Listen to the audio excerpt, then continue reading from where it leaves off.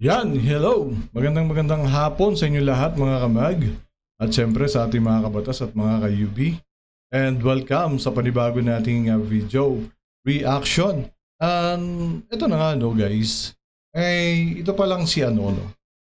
Ayon dito sa ayon dito sa balita na to, sa video na to, sa interview na to, itong kapitan na to, no, sinuspinde ni Alice Guo, no, dahil sa lupa ng mga katutubo.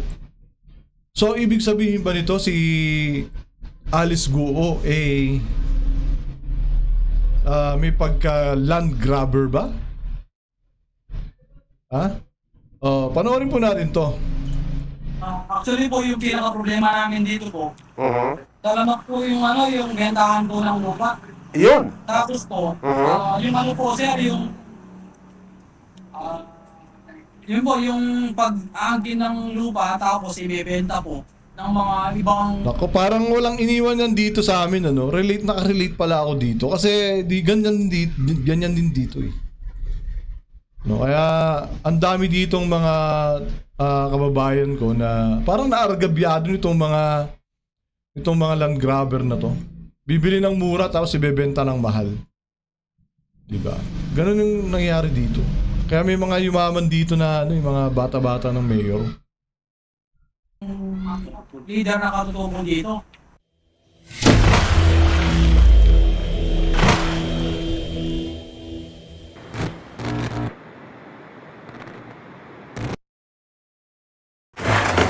Okay, samantala meron na tayong kakapanayamin. Ito yung binabanggit ko sa inyo na kapitan ng San Vicente, Barangay San Vicente, Bayan ng Bamban, Tarlac. Okay? Nasa linya na. Okay, pwede bang... okay, magandang hapon sa iyo, Kapitan Shandel Adrias. Magandang hapon din po sir. Ayun, okay. Yan po si Kapitan Shandel Adrias at sila po ngayon nasa mismong bayan ng Bamban. Okay.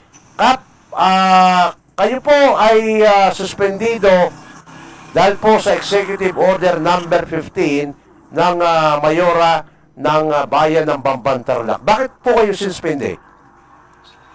Nagugat po yung yung pagka-suspende ko po.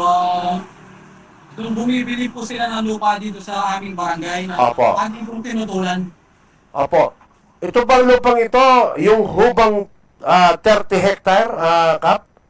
Ano po yan? 54 hektarya po ng lupa sa loob ng likod po ng barangay hall namin. Akala ko 30 hectare, 54 pala, malaki-laki. So nagkulang pa ako. May atraso ako. Okay. Okay, Kap. Ang lupain na ito, ano pong lupa yan? Ito ba'y bahagi ng ancestral domain? Bahagi po siya ng ancestral domain, nakapaloob po kami sa mismong gitna. Okay. Ito po, lupa po. So pag ancestral domain, ito, di ba ito yung mga pinagbabawal na bilihin na lupa? Parang ito, sa mga katutubo natin, di ba? So ibig sabihin ba nito? Parang ipinagmamalaki kasi ni Mayor Guo na tinutulungan niya, siya lang daw ang nakatulong dito sa ating mga IPs dito sa Bamban, Tarlac. Pero eto, may mga IPs na nagrereklamo dahil pilit na binibili yung kanilang mga lupain na hindi na naman po pwede talagang bilihin dahil nga ancestral domain. Ano po? And tapos sinuspindi pa yung kapitan. Tuloy po natin. Siya ng mga kunat na na-awardan po ng mga ng CADTI po. Ayun, okay. Hindi ito kasama sa CATI 025. Kasama po, kaso po, doon po sa CADTI 025, meron po siyang doon Section 56 na... Okay. Okay. Provision po, po. Section 56 na nire-respeto po lahat ng batas. Okay. So, paano ho nangyari yan? Yung pong lupa niyan na pag-uusapan, pwede ho ba ninyong ikwento, Kap? Paano po nag-umpisa yan? Yun po, yung lupa po na ito na ibinebenta po ni Oscar Rivera. Opo. Doon po daw sa kaibigan ni Mayora. Kaibigan ni Mayora. Okay. Opo. Ano po pangalan yung kaibigan ni Mayora? So, puzzle, no? Kung bakit, anong grounds para para isuspindi si Kapitan dahil hindi sila pumayag na ibenta yung lupa sa private entity. At si Kapitan sumusunod lang naman sa batas. Diba? Oh. Wala pong sinabi po si Mayora pero kaibigan niya daw po yung bumibili. Okay. Magkano po binibenta o magkano po ino-offer ng bumibili? Actually po, wala po kaming alam sa barangay na binibili po yan o anong ginagawa. Basta yan po, ipinabubuldoser po ni Oscar Rivera. Kaya po yung mga gamit ng munisipyo. Okay. Hindi ho ba, Kap Shandel Adrias, meron pong alituntunin ang NCIP, hindi po pwedeng ibenta ang ancestral domain. Tama ho ba ako, Kap? Tama po kayo, sir. Kaya nga po... Yung ano nga Di ba magtataka pa ba kayo dyan? Yung mga bukid nga may batas na hindi pwedeng ibenta. Pero bakit na ibebenta? Bakit nabibili? Alam po dyan sa batas na sa lupa, yung sa mga bukid. Ano pa ng ni Pangulong Marcos, yung ama. Na ang mga bukid ay hindi pwedeng ibenta kasi nga nung panahon nga ni Pangulong Marcos, nakatutok siya sa agrarya natin. Kaya nga tayo noon nakakapag-export ng palay ng bigas. At ngayon nga, nung dumating na yung panahon na to na tayo naman ang nag-aangkat. Okay? Ngayon, paano itong mga bilyar ay nabibili nila itong mga bukid? Diba? Magtataka pa ba kayo dito? IPs nabili. Yun ngang heritage na lugar sa Bohol na tayuan ng resorts. Diba? Ganyan kawawalang itong mga politikong ito. Ganyan kagahaman itong mga politikong ito sa bansa natin. Ganon din dito sa amin. Yung mga bundok binebenta nila. Halos pag-aari na ng San Miguel. Yung mga bundok sa Sisiman, yun, pinapasabog nila. Kinukuha yung lupa, kinukuha yung mga bato, pinantatambak sa dagat na di umano, wala pang ECC, wala pang permit. Grabe, di ba? Yan ang bansa natin. Kaya yung mga mahihirap, lalong humihirap. Di ba? At kaya pag sobrang hirap ka, madali ka utuin. 2,000 lang boto mo. Iba nga 500 lang. Naguguluhan nga po ako, ba't ibinibenta po ni Oscar Rivera? So, sa nangyaring ito, kayo ba ay yung mga may-ari ng lupang yan? Kasi nasa loob ng barangay mo to. Meron ding parang ganyan dito sa amin parang Oscar Rivera style Susukatan nila yung mga lupa, papatungan ng titulo, tapos bebenta nila. Daming ganyan. Yung mayaman sa ganyan, pang-agrabyado sa kapwa. Diba? Mahirap naman yumaman ng ganyan. Maliban siguro sila kasi wala naman silang konsensya, kaya diba, hindi sila inaano ng konsensya nila. Normally talaga, papakailaman mo to, Kap Shandel. Oo, kasi nasa loob ng barangay ninyo. Kap, ano naging desisyon nyo rito nung tila ibebenta na yung lupain na yan? Bali yan po, mismong likuran po ng barangay hall namin yan, sir. Tapos, nung pong binobuldoser na po yan, pinawalan namin yung... So dito ang tanong ko dito, sabi kaibigan daw ni Mayor Guo, yung nagbebenta, at saka yung bibili. Tapos ang ginagamit na equipments ng munisipyo. Di ba may corruption, parang may corruption na doon. Di ba? Kasi gagamitin mo equipment sa munisipyo. Yung gasolina doon sa manggagaling sa munisipyo, di ba?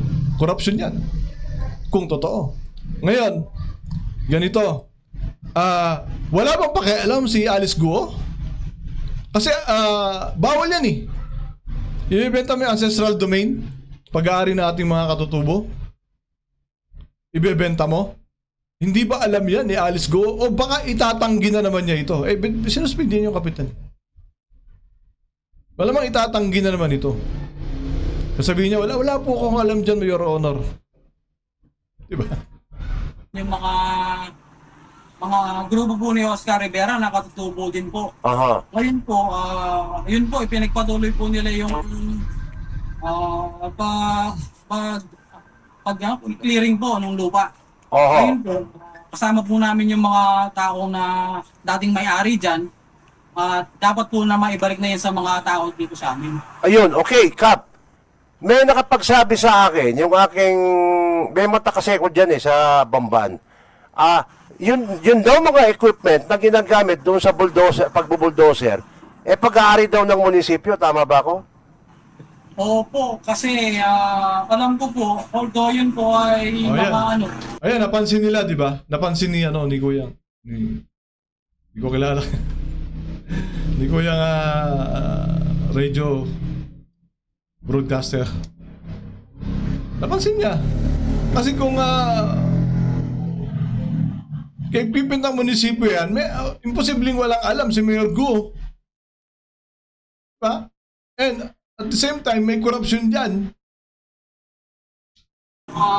para po yun eh. Pinagsiservice po namin ng pandemic. Kasi Mayor dyan, yung mga parang hammer po na crane, tsaka yung bulldozer po. Okay. Pero ang pinupunto ko dito, pag-aari ng munisipyo, yung ginagamit nilang equipment na pambulldozer doon sa lupang pinag-uusapan natin na 54 hectare. Opo sir, opo. Nako. Okay, paano po ito, Kap? Yung bang bentahan natuloy? Mula po nung hinarangan po namin sir, wala na pong naging development eh. Tapos po, ilang buwan lang po nun, na-read na yung Pogo.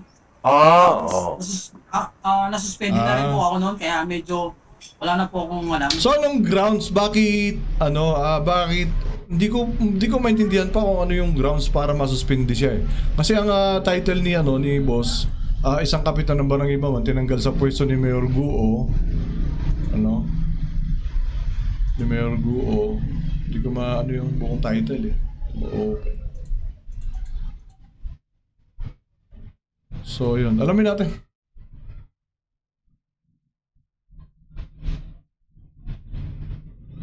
Nangyari.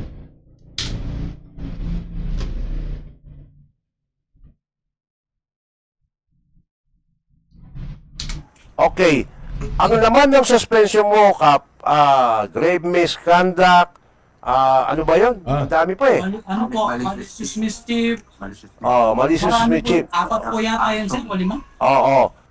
So, itong nakalagay doon na nirekomenda ng Sangguniang Bayan kay Mayora, kinontes mo ba ito, Kap? Actually po, nag-answer po kami ng February 19 po. At nag-decision po sila ng February 21 na nasa seminar po kami sa Baguio. Okay. 3 araw lang po yung pag-iimbestigan nila sir, tapos yun, suspendido na po. Binigyan ka ba ng pagkakataon, Kap, na makapagsalita doon sa kanilang ginawang desisyon? Wala pong naganap na hearing sir eh. Actually po, nung nag-appeal po kami ng abogado ko, sumulat po kami. Well, di natin alam yung dahil malicious mischief, bakit ganun yung kinasa sa kanya. Baka kasi wala naman siya nasabi na nagkaroon sila ng, di ba, ng sagutan ni Mayor Guo. So, malinaw ba ito na pinulitika dahil kinontra niya yung pagbebenta ng lupa na ancestral domain? February 19 po yun eh. Ng 4 PM po, last day po ng submission.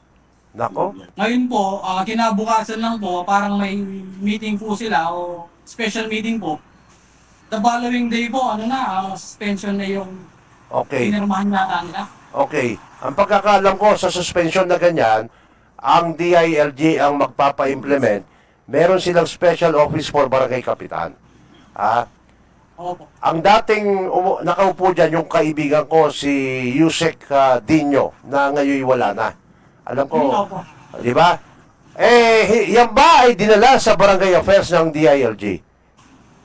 Hindi po, sa SB lang po. Nako. Sa SB lang. So, ibig sabihin, ginamit yung power ng Sangguniang Bayan and the office of the mayor para kayo ho ay suspendehin.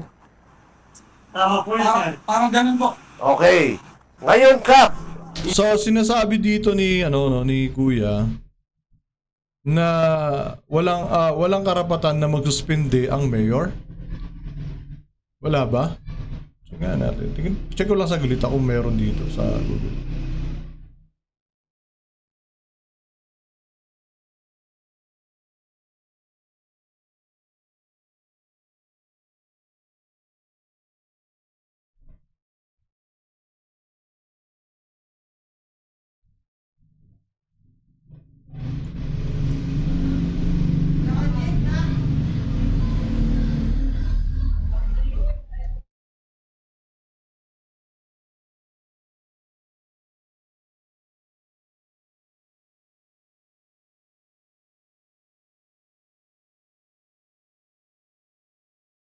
Sabi dito, kung isang kapitan barangay maabuso, saan ba maaari magsumbong? Your complaint against barangay captain can be lodged at the Sangguniang Bayan or Sangguniang Bayan Panglusod exercising jurisdiction over your area. This is in consonance with the provision of Section 61 of Republic Act RA number 7160, which states that a complaint against any elective barangay official shall be filed before the Sangguniang Panglungsod or Sangguniang Bayan concerned, whose decision shall be final and executory. Oh. Pwede. A complaint against any elective barangay official shall be filed before the Sangguniang Panlungsod or Sangguniang Bayan concerned, whose decision shall be final and executory. Section 60 of same law also provides that an elective local official may be disciplined, suspended, or removed from office or on any of the following grounds: disloyalty and the Republic of the Philippines. So meron, tama, di ba? Correct me if I'm wrong, kasi baka mamaya hindi ko lang naintindihan yung English. So meron karapatan yung mayor saka yung sanggo. Kailangan nga lang may resolution na, di ba? And siguro evidences. Kaya lang mukhang walang ebidensya, di ba? Oh. yung bang advice ng abogado mo, dapat tumungo ka sa DILG kung tama ba yung ginawa nila? Kap? Nagtanong-tanong po ako sa mga abogado po. Aha. Pwede naman po daw yun, may karapatan po daw si Mayor na magsuspende. Meron nga. Nabasa. Final executory nga eh. At pwede rin tanggalin. Kasi ganito yan. Aha. Meron kasi yung Okay, experience. pero Dati dito kasi sa barangay namin. Hindi nyo na itatanong. Nakakampi ko dati yung kapitan. Tapos may nag-resign na isang kagawad. Ako yung i-appoint. Gusto nilang i-appoint. So walang karapatan mag-appoint ang barangay captain. Ang may karapatan mag-appoint yung mayor. So siguro dahil may karapatan sila mag-appoint, may karapatan din silang mag-suspende. Alright? tingnan natin kasi may barangay affairs. Kung ganon, Pero dahil hindi ko kampi yung mayor nun, hindi ako na-appoint. ang mangyayari dyan ay walang kwenta yung special office ng DILG for barangay affairs. Kasi yan ang mandato nila. Lahat ng problema ng mga barangay kapitan dapat idulog muna sa kanilang tanggapan. Sabi kasi sa 7160, bossing, may karapatan ang mayor. And kung yung abogado niya, kung talagang walang karapatan ng mayor, yung abogado niya mismo magsasabi, of course, siguro naman alam nung abogado niya yun. At hindi naman siya para ipahamak ng kanyang abogado. I guess, diba? Hindi pwedeng basta-basta ganon. In the event na merong violation doon sa pag-implement ng iyong suspension, lahat ng member ng sanggunian, including the mayor, ay magiging liable. Opo. Yun. However, titingnan natin kung tama nga ang ginawa nilang desisyon. Okay? Kasi, isa-isahin natin. Yung sinasabing grave misconduct, grave abuse of authority, saan po nangyari yun? Paano po pumasok yung dalawang yun? Malicious mischief Aha. Ganito po kasi yun, alam niyo po yung mga taga sa amin dito na dapat may-ari ng lupa. Aha. Dapat po kasi maibalik na po sa kanila yun. Oo. Ngayon po, pipilit pong ibinibenta ni Oscar Rivera. Bilang kapitan po, yung mga tao po doon Sino ba yung Oscar Rivera na yan? Ba't ba pakasalbahe mo? Ha? Pati ba naman yung mga katutubo natin igugulangan mo pa? Parang ang gulang-gulang naman tong Rivera na to. Oy, Mr. Rivera! Baka pwede nyo naman kasuhan. Baka naman pwede nyo kasuhan yan, Kapitan. Diba? Try nyo kasuhan. Kasi bawal. Sabi nyo bawal eh. Bawal yung ancestral domain na ibenta. So may kaso yan pag binenta. O sana kasuhan nyo yung Rivera na yan. Ipakulong nyo. Diba? Magulang eh. Ayon sa inyo, diba? Oh. nasasakupan ko. Siyempre po kapag nagpunta sila doon, bilang kapitan ko, Baka. kahit anong mangyari po sa akin doon, tatayuan ko po sila bilang kapitan. Siyempre naman, ikaw bilang padre de pamilya ng iyong barangay, ng iyong sinasakupan, talagang papasokin mo yung usapin na yan. Bakit mo binibenta ang lupain ng aking mga kabarangay? Ano po sagot niya doon, Kap? Anong sagot ni Oscar Rivera?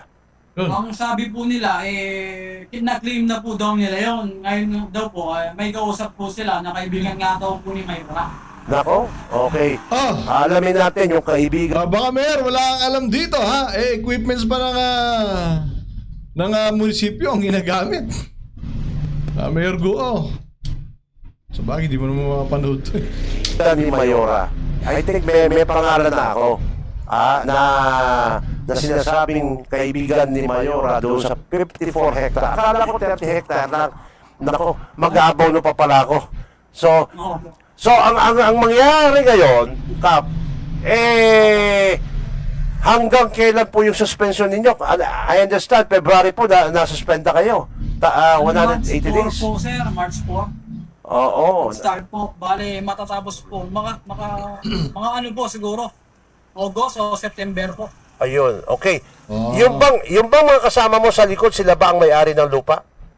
May mga may-ari po ng lupa at sila po yung mga tumulong po sa akin nung kiniklaim po namin yung lupa ng barangay tsaka lupa ng mga tao. Ayun. Nagkaroon ba ng parang komosyon, Kap? Actually po, konting komosyon lang po kasi mga tao po ni Oscar Rivera na nabibigyan niya ng pera na sumusuporta po kahit na mali. Yung mga ibang umabot ng kapitan. Sina Ronin Kapit, sina Kim Nagi, yan, yung Diba? Kahit mali, basta may pera. Yung mga siraulong mga politiko, mga hype na politiko na yan. Diba? Alam nila kasi yung kiliti. Kaya ang hirap pag hilig tayo sa ayuda eh. Ang dali nating utuin. Anong kapalit? Kapahamakan nating lahat.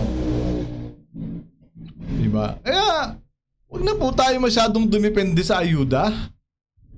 Kasi yan ang gustong-gusto ng mga politikong walang hiya eh. Yung naghihirap ka, kasi madali ka nilang may exploit. Diba? Akala nyo ba yung mga politiko na yan, gumagawa talaga ng paraan para umunlad tayo? Hindi! Yung mga namimili ng boto na yan, hindi totoo yan. Sasabihin nga, para umunlad po tayo, ganito, ganito. Sino lang umunlad? Sila lang. Diba?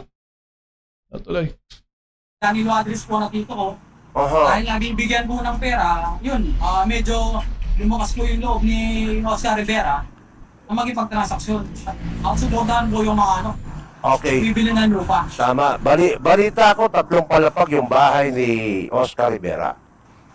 Oo po, medyo nakapasok na po ako doon nung okay pa po kami kasi nung hindi na po tama yung ginagawa, umiwas na po ako. Oo, nako. Kasi illegal yung event. Okay, mga kamag, dito lang tayo. And nalaman lang natin na ganito, no? Na land grabber ba itong si Guo? Di ba? Yung nabili niyang lupa kaya sa farm niya, ano kaya niya nabili yan? So, magkakaroon ka talaga dito ng doubt eh. Magkakaroon ka dito ng, di ba? Kasi imagine, bakit niya hinahayaan na yung ancestral domain na lupa binebenta nung kanya kaibigan? Diba? Oh.